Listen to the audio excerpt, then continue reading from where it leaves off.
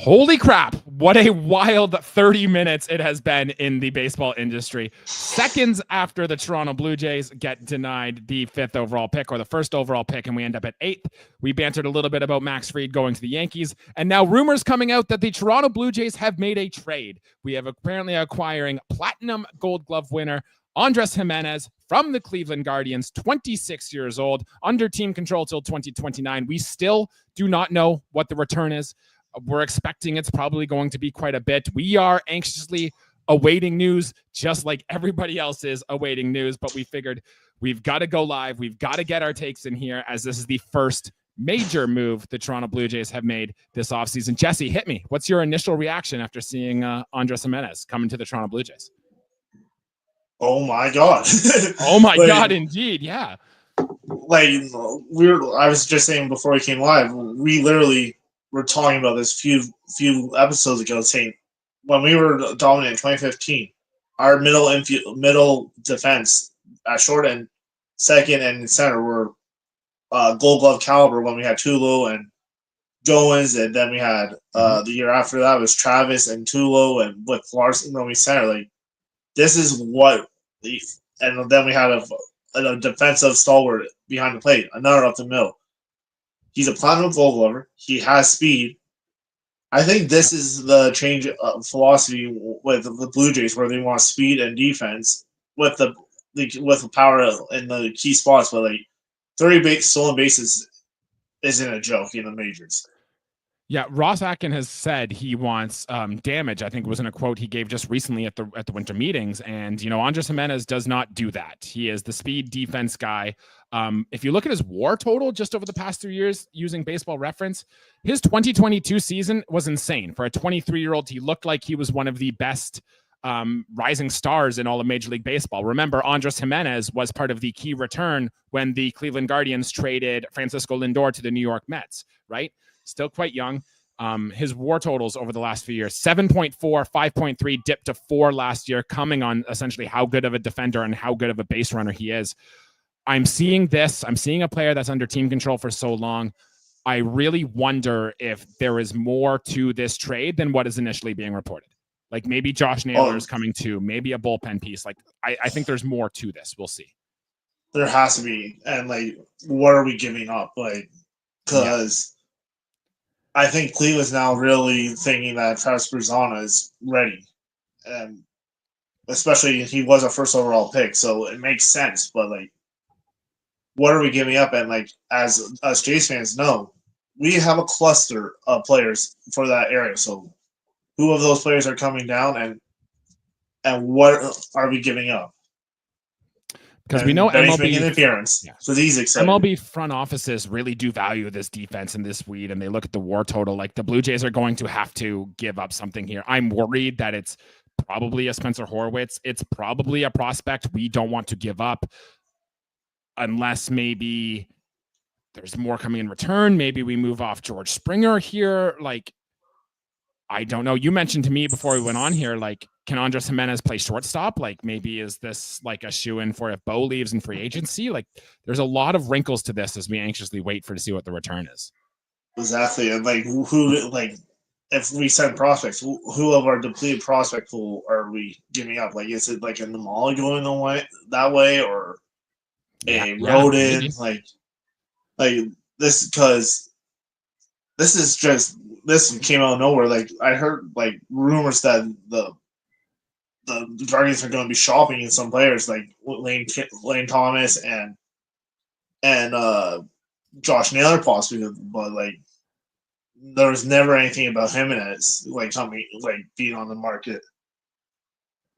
No, we did our full trade candidates episode just 2 days ago, and I don't think we mentioned Andres Gimenez once. We did mention a couple of other Cleveland players, but man, nothing. Exactly.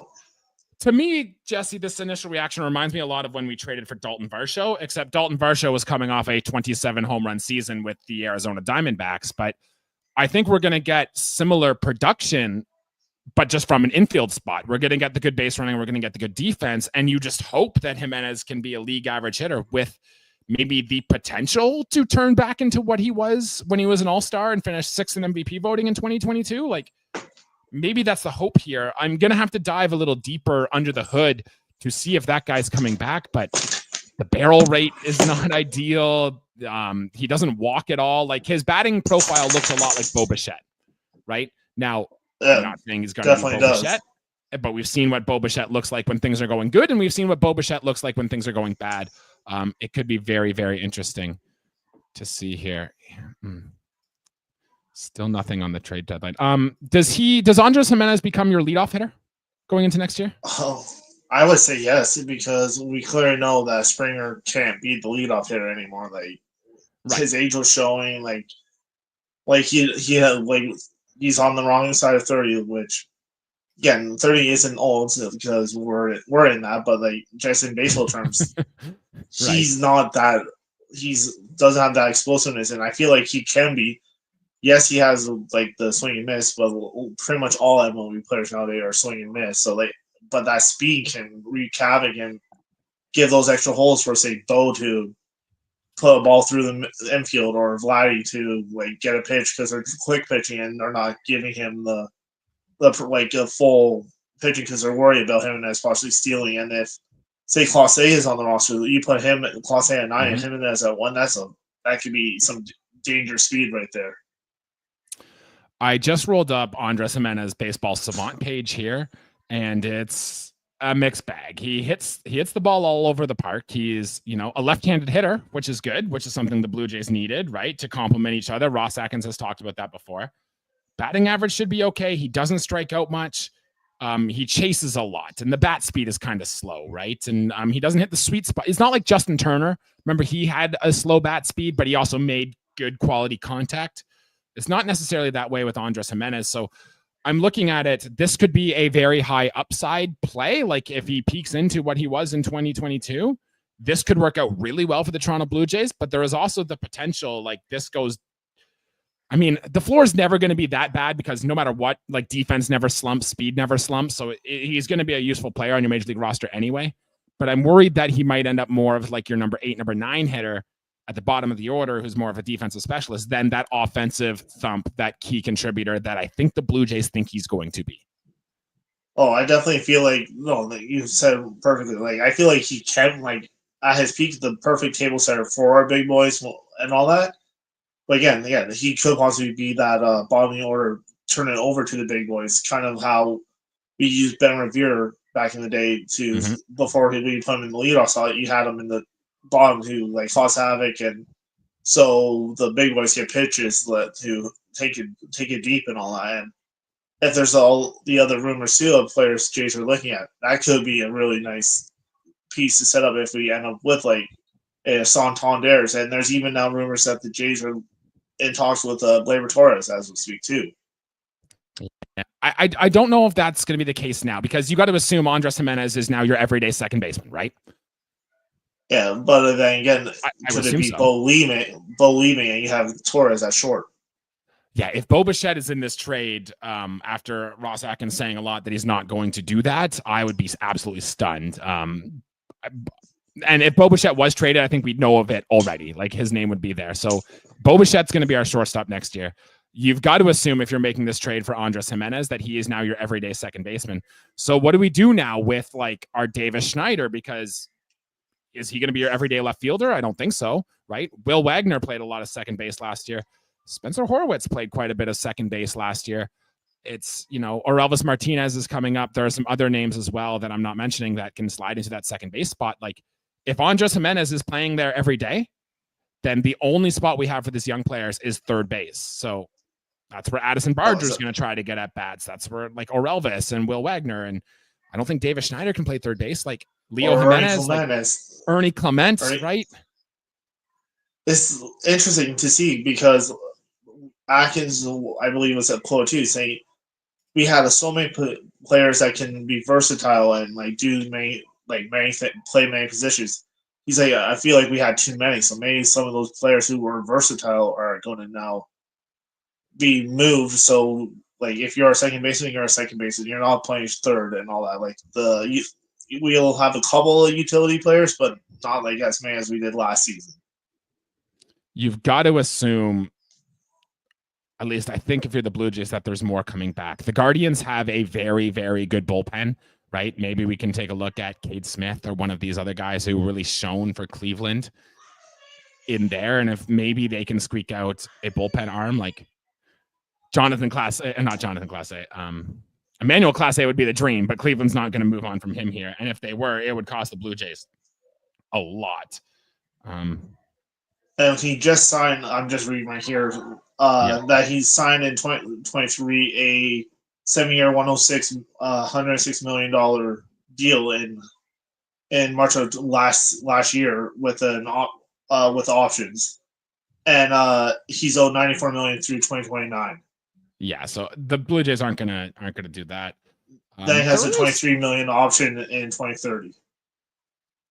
Yeah, so he's gonna stay a Guardian, but like there's other names in that Cleveland bullpen who I will look up here. But I remember Cade Smith, one of them, a Canadian too. After just losing Jordan Romano, maybe we take a look at him there. Like, I really hope there's more coming back here, and I'm quite worried, Jesse, that the Blue Jays are going to give up some players that we like, some players that we know, some players that maybe we're not ready to give up on. Like, or not exactly, and possibly prospects that are going to be could have been integral parts for our future. But again, with how clustered our outfield is and middle infield right now, there's probably a possibility of like the Rodin or the Kisevich that have been talked so highly. Like we were saying when they did it with why am I drawing a blank of it? The one we put in the Chapman deal. Like could they be on the move? Like those prospects we were talking so highly that never made their debuts yet, or because I'm thinking about what Cleveland needs. It's kind of hard to think because the only thing we came up with was starting pitching, but we're not that deep either, unless say one of our five-man rotation is on the move, or even like Manoah possibly. That's what I was going to mention. Maybe Alek Manoah is part of this deal. The money is interesting, and I'm glad you brought that up, Jesse, because Andres Gimenez is owed $15.5 million this year, $23.5 million for the next 3. That's bare. He now immediately becomes the Blue Jays' third highest contract, right? I wonder if this means maybe we move on from George Springer's contract because of all the money he is projected to make. He's now the longest tenured Blue Jay. Like he's under contract for longer than anyone else right now. There's got to be, if the Blue Jays are indeed eating all the money, which with how we talked about Juan Soto and everything, you got to assume that we probably are, then the Blue Jays are indeed going to get something better back here, or we're getting like another reliever, or don't have to give up as much, or maybe we move off of a George Springer, which I would like it a lot. I think even if it was just a 1-for-1 swap, George Springer for Andres Gimenez, that's a move I will do 10 times out of 10. I wouldn't hate that at all. And I'm just going through Twitter as we speak, and same, me too. It's like I've seen Cutler in front of the show from the walk-off saying it's like Bo gone or something, but I'm like, breaking news. But from Kylie McDaniel of ESPN says Spencer Horwitz is included in the deal and will be off to Cleveland. Okay, Spencer Horwitz is gone. So that's intriguing, especially with them having Naylor. So it's like, is Naylor like I guess he'll play second Horwitz for the Guardians, or is he like Naylor moving? Or maybe Naylor's going too. Yeah. Like this is like I said, if we got Naylor, I'd be ecstatic, and like I would say that he'd be the backup plan if we lost Vladdy after next season, but. Definitely intrigued. Losing Spencer Horwitz, I think, is tough. We mentioned that we thought the Blue Jays were going to be like well on their way trading Spencer Horwitz because we always thought the Blue Jays had passed on him a lot, right? When they signed Daniel Vogelbach and Joey Votto last year, and that they didn't call Spencer Horwitz up. Like, I don't think the Blue Jays loved the return they got from Spencer Horwitz, but Spencer Horwitz was one of our best hitters last year, like plain and simple. He was cheap. He was good. I think genuinely, like, there's more power into that bat. Like, I don't think it would surprise anybody if Spencer Horwitz was better than Andres Gimenez prickly with the bat over the next few years. No, exactly. It's like he was a second MLB All Rookie team behind Michael Busch, but like he showed that he could. Like I was screaming for him to go, like be called up early in the year, and like he showed why he needed to be. But it's like with Vlad in there, it's like he wasn't going to get the first, and the Jays really don't like tying up the DH spot, so it's like right, yes, and he definitely doesn't have the arm, or I don't think the ability to play third regularly. So it's like, and we all know we don't want Vladdy to play third unless we get, say, Pete Alonso or like Christian Walker, who are stalwarts at first. So I think this means then that, Vladdy's going to play more at first base. You can kind of lock that in. I wonder if then the Blue Jays, do they go for a third baseman here, or are we just going to be like, no, we're going to leave that spot open for Ernie Clement, Will Wagner, or Elvis Martinez, all those guys to play in at third?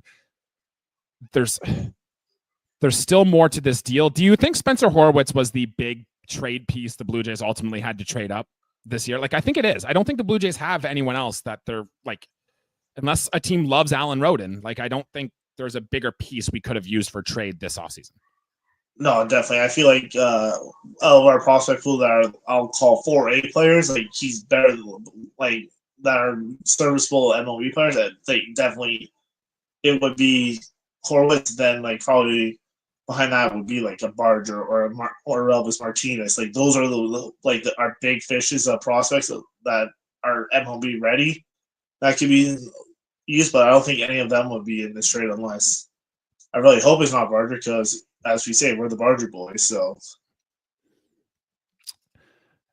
yeah, and I wonder, like, Ernie Clement could have some value, and he used to play in Cleveland. So my first thought is maybe that happens. Ken Rosenthal just had a tweet. Guardians are acquiring right-handed pitcher Nick Sandlin and Spencer Horwitz from the Blue Jays as part of the Andres Gimenez deal. So Nick Sandlin, right-handed pitcher, which I believe is a prospect in our system as well here, is also gone. I don't know much about Nick Sandlin, to be honest. I don't think that's a name we had brought up here. I know he wasn't one of the Blue Jays' top pitching prospects. I'm going to try to find more about him in a second.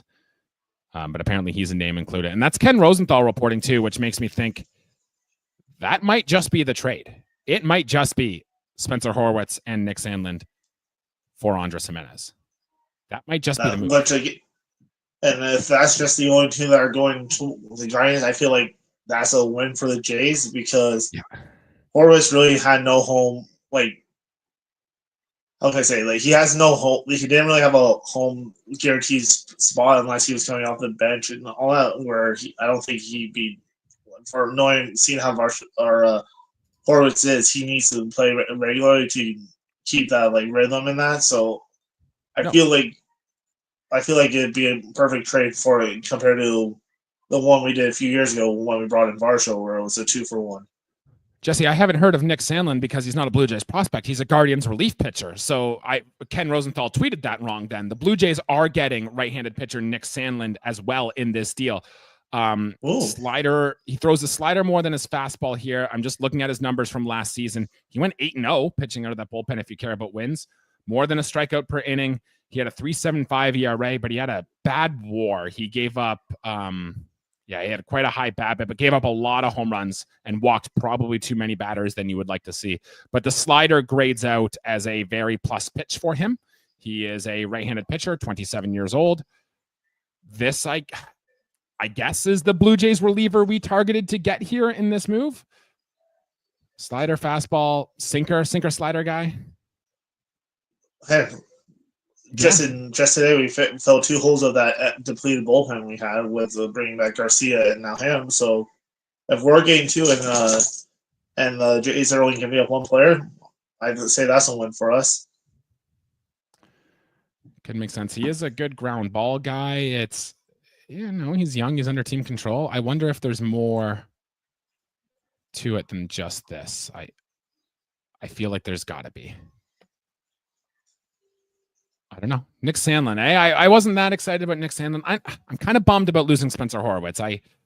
He was hitting cleanup for our team down the stretch. I remember that series in Atlanta where Spencer Horwitz just tore the world apart.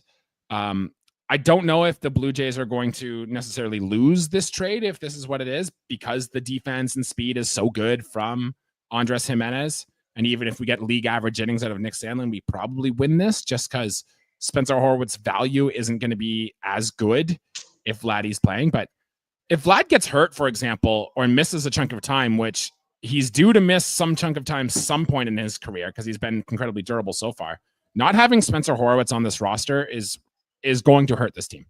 Just plain and simple. Oh, no. Oh, definitely. But then again, we have Joey Loperfido, who has played first before. We have right, but Loperfido was so bad last year. Like he struck out like 45% of the time.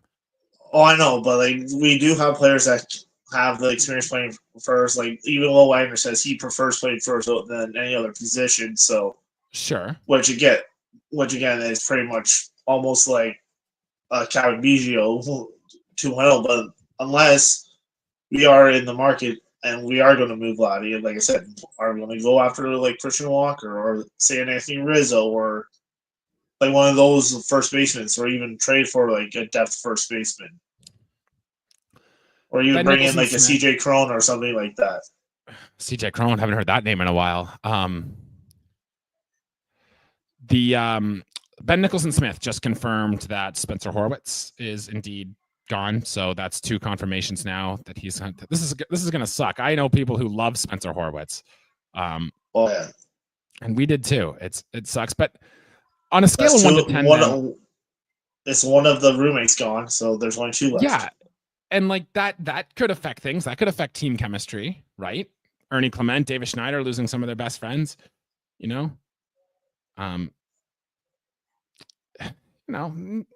buying into Nick Sandlin a little bit. He could miss bats more than a strikeout per inning. I don't think he's on the same level of Eric Swanson when we acquired Eric Swanson back for Teoscar Hernandez and stuff. But I think it's an intriguing buy low. He's just a non-sexy middle reliever, right? Every team needs those. You take a piece out of the best bullpen in baseball. It makes sense. No, exactly. Like they were the best for a reason. And like again, Sandlin couldn't fill that role that we've lost with having like Romano gone, and then with Guillermo Garcia coming back, you have Garcia Green in the 8th and 9th inning. You could put Sandlin in the 7th or 6th. Like nowadays, that's all you really need because no pitchers are going deep really anymore. Right. So the Blue Jays bullpen, as things stand right at this second, is probably Chad Green and Jimmy Garcia at the back end, Eric Swanson, Nick Sandlin. I want Brandon Littell in my bullpen as the lefty, and he's really your only option unless you believe in Brandon Eisert. And I think Ryan Burr showed enough down the stretch last year to at least be given a decent spot in their bullpen. But Tommy Nance, Hagen Danner, and Zach Pop are kind of on the outside looking in, and we still have more spots in our bullpen to improve over those guys. And there's other players too, like Mason Fluharty and all that too, that are still in the minors, and even possibly down the road, then maybe September, you bring up Maffel to place into the bullpen, or even Ricky T if he comes back, you can put him in the bullpen and all that. Or if we do end up signing one of the like Corbin Burns in that, you slide Yariel Rodriguez to that long man role. So until we sign another starting pitcher, though, Yariel Rodriguez is going to be in the starting rotation. And to me, Jesse, do you think we're going to get another trade this offseason then, or is Andres Gimenez going to be our big offseason trade piece? I think the Jays need to make a couple more trades just because of what we have to fix and what how last year ended, and the holes we have even within our offense too. And like, do you really believe that Tyler Hyman is the right number one like backup catcher? Could they Jays maybe added like Austin Hedges to their like to be the backup to Kirk, or no? I think he like just signed a deal in Cleveland, so you can't. But it's an interesting, interesting theory. So here's to break it down money-wise here. Spencer Horwitz is under team control for 6 more seasons, the next 2 of which are at league minimum. Remember, I think he's 26 years old, so he won't be making serious money until he gets into his early 30s. Andres Gimenez, 5 years of control with a potential option for a 6th, but at just shy of $100 million, $21 million a season. Unless the Blue Jays are eating all of this money, and if we are, we might be able to get one more thing back, maybe. It's going to depend on how much Cleveland really values Spencer Horwitz. And a team, remember, Cleveland is part of this TV media deal, teams too, that are really going to be tight for money because with their media contract not being renewed. So getting a player like Horwitz, who will be much cheaper than a Josh Naylor for the next few years, for example, maybe they value that a lot. And maybe then they give us a prospect or another arm or another piece going forward here. Hazel May. Yeah, Nick Sandlin coming back. Still waiting. It's yeah, like I'm all right now. I'm seeing like even from like talking baseball, they literally is Sandlin is also going to Toronto for Horwitz, and that's pretty much all that. That's I've been seeing. Yeah, Ken Rosenthal said it's part of the return, which makes me think there's more coming. That maybe the Blue Jays are losing more pieces off of their roster and coming here. You know what they say about a trade? It's like if both sides of a trade feel kind of uneasy, that's how you know it was a good trade, right? Like, are you through the roof here? Like, do you think this is a win for the Blue Jays, or are you kind of on edge? Do you think we lost this trade? Like, obviously, with still some things to be decided. Yeah, with not knowing what's guaranteed coming back, like I think it is a win for the Jays, like because we're showing up like we're like platinum glove caliber defense up the middle with Gimenez at second, and I remember that play he made in the All-Star game, which was unreal, and so like we got a stalwart playing second, and like who can be a table setter, like that's something we haven't had, and yeah, we had it with Springer, but he never like ever since Springer came in the league, he's never been the prototypical leadoff hitter with how he plays. So like this is what I envision as a leadoff hitter. If not, it would be Jonathan Clase. How with the speed and the like slashability. It's true. And the Blue Jays seem to love that player type, right? Ernie Clement has a bit of that to him. Alejandro Kirk has a bit of that to him. Obviously, Bo Bichette has a bit of that to him. Now Andres Gimenez will have a bit of that to him. One thought that I have here is now this opens up the DH spot a lot more. Now, whether you give those spots to George Springer or whether this makes it more likely than the Blue Jays go for a big mashing first baseman, like I kind of said this a few episodes ago when we did our free agent preview about Pete Alonso maybe coming here, especially because he now hits to the opposite field, which is something the Blue Jays just seem to love. Yeah. Maybe this is the time now to throw more money at a Pete Alonso or an Anthony Santander, because if you don't get damage and you don't get thump into this lineup, the Blue Jays are going to be a last place team again. And Ross Atkins and Mark Shapiro have talked constantly about how they don't want that to happen. So I wonder if that opens the avenue for that. No, exactly. And or even bringing back old friend Teoscar Hernandez, like that's also been reported too. And where Ross Atkins saying we really would love a reunion with him. Like, wouldn't hate that either. Like, this is all could be very interesting. And Mish, we agree with you. Yeah, Spencer's Horwitz fit on the roster just didn't seem to make a ton of sense, and the Blue Jays are trying to maximize that value elsewhere. Absolutely makes a lot of sense, especially if this opens up more time for Vlad. Do you think moving on from Horwitz means it's now more likely or less likely we get that long-term extension for Vladimir Guerrero Jr. because now he doesn't really have much competition at first base? I think it would be a more benefactor for the Jason extend line. It'd be like, this is we traded away Horwitz because we want you to have this position for your career and only with us. And I like was talking to like told people like when I was at the gym today, I'm like, realistically, after this Soto deal, I feel like the only number to start with Vladdy with the age and all that is a 5. Yeah, and it might even get 6. Exactly. So like with the age, it's like you can't before the season I would say start with him at like a 300 million to 350. I would do that in a heartbeat. But now after the season and seeing what Soto did at a similar age for the price, you gotta start minimum 500 million. I agree, man. I agree. Our first base depth options for the Toronto Blue Jays now don't look so hot. It's probably, like a guy like a Will Wagner filling in. Like, remember in Vlad's younger days when we needed a backup first baseman, it was Lourdes Gurriel Jr. getting at bats at first base. It was, Brandon Shaw when he was here. Travis Shaw saw some time at first base. Kevin Biggio saw a lot of time at first base than you think it should have. And just Brandon Drury. Don't remind me of that one. But looking at like the Blue Jays fan graphs on like their depth chart, it's like Riley Tirota and Rainier Nunez are the names of the guys who are currently in Buffalo playing first base. And I don't think any of them. He is acclaimed.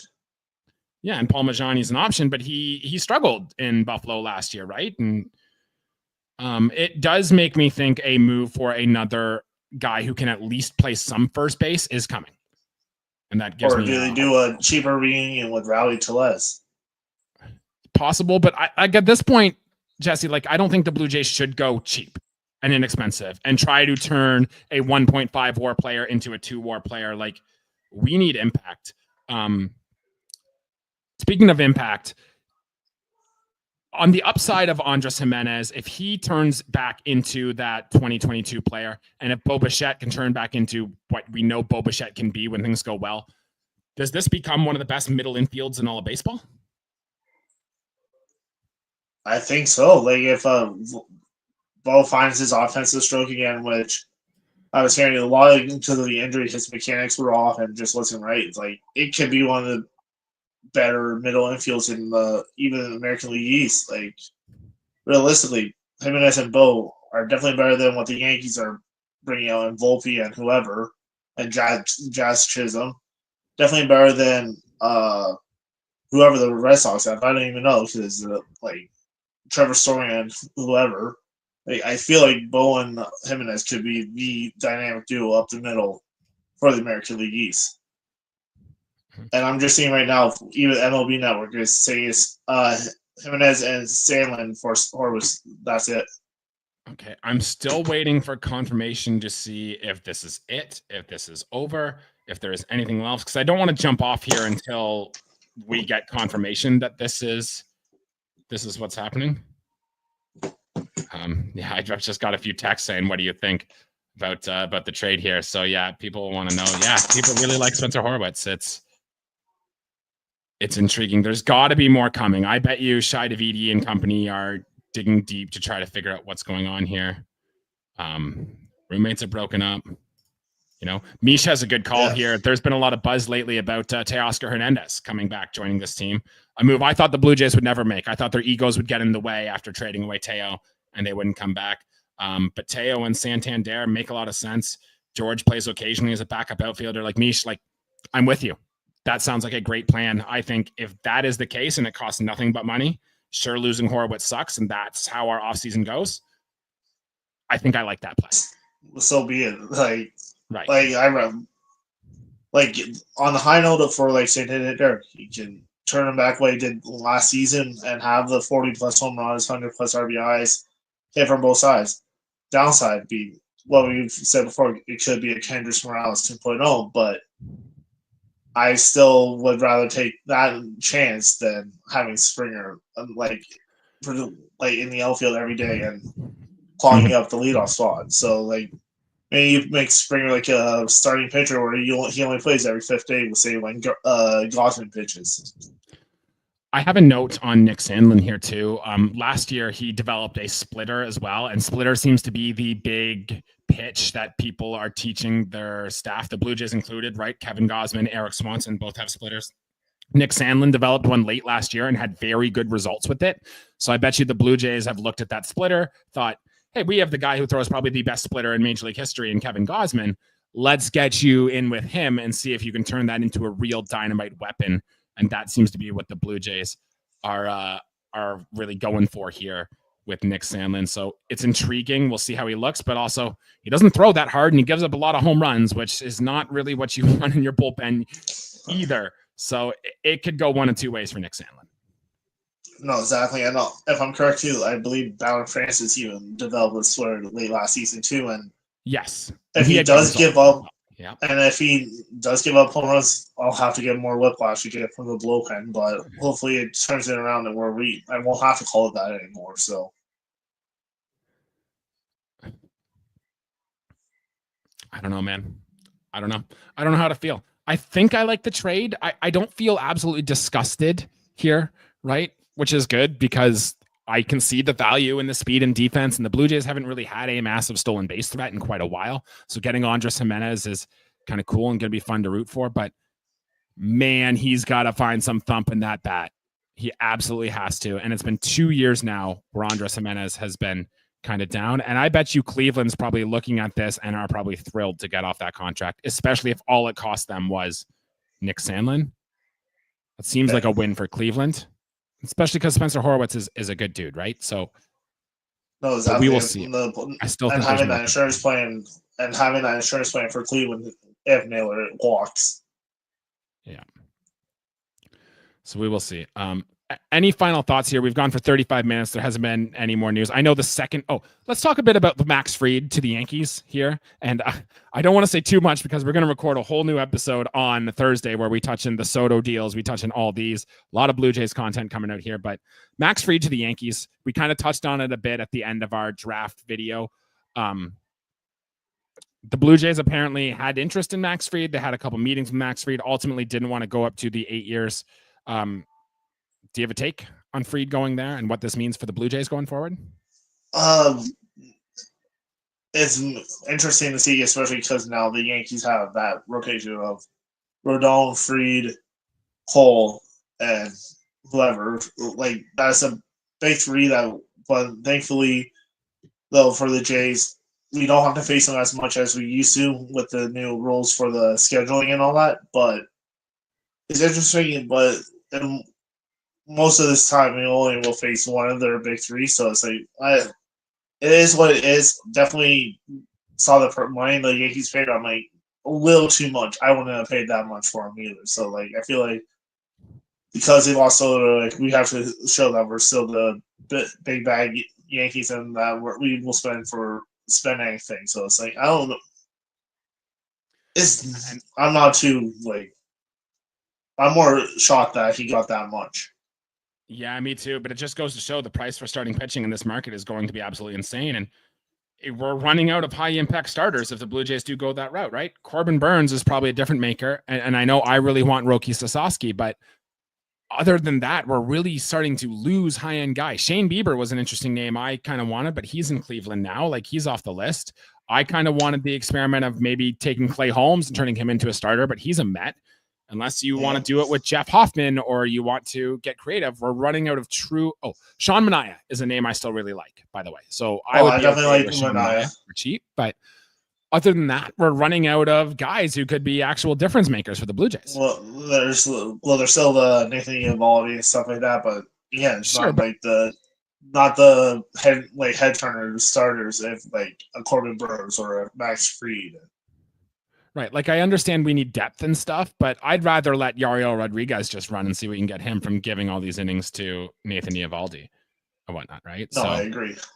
So it's intriguing, but we need pitching depth absolutely for sure. And yeah, we will see. I guess this is kind of incomplete because we've gone for almost 40 minutes now. We've been waiting to see what's going to happen. I guess we can shut down our live reaction here. But like, I know, Jesse, the second we do, there's going to be other breaking news here. Like there'll be a third team coming into the party or something. And I guess we'll have to wait till Thursday to go through that. And then, but man, what a wild last hour it has been for the Toronto Blue Jays. So long, Spencer Horwitz. I guess your jersey change won't mean much here. And if I'm correct, I think Gimenez wears 3 too. So look at that. They can just do a quick swap. Are you rushing to the J shop to buy an Andres Gimenez Blue Jays jersey? Maybe if they came in with a platinum glove with it, so that would be sick. I look forward to the promotions, I guess, that the Blue Jays can do with this. But hey, they say pitching and defense wins championships, and we got our defense, so that is good. Any final thoughts, Jesse, before we get off here? Welcome to Toronto, Gimenez and Sandlin.